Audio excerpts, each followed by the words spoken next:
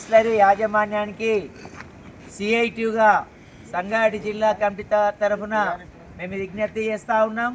ప్రజాస్వామ్యయుతంగా చట్ట ప్రకారం యూనియన్ పెట్టుకున్న క్రమంలో యాజమాన్యం దుర్మార్గంగా క్రమశిక్షణల పేరుతో 5 మంది కార్మికులను అకారణంగా సస్పెండ్ చేయడం జరిగింది.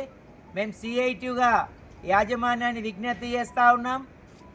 వెంటనే బేషరతుగా సస్పెండ్ చేసిన 5 మంది కార్మికులను తీసుకొని మళ్ళా న్యాయంగా శాంతియుతంగా ఆందోళన చేస్తున్న సిఐటి నాయకత్వానికి సహకరించాలని, ఎంబడే కార్మికులను విధుల్లోకి తీసుకొని యూనియన్ను గుర్తించి మన పారిశ్రామిక సంబంధాలు నెలకొల్పడంలో జిల్లాలో సిఐటియు ఒక ప్రథమ స్థానంలో ఉంది.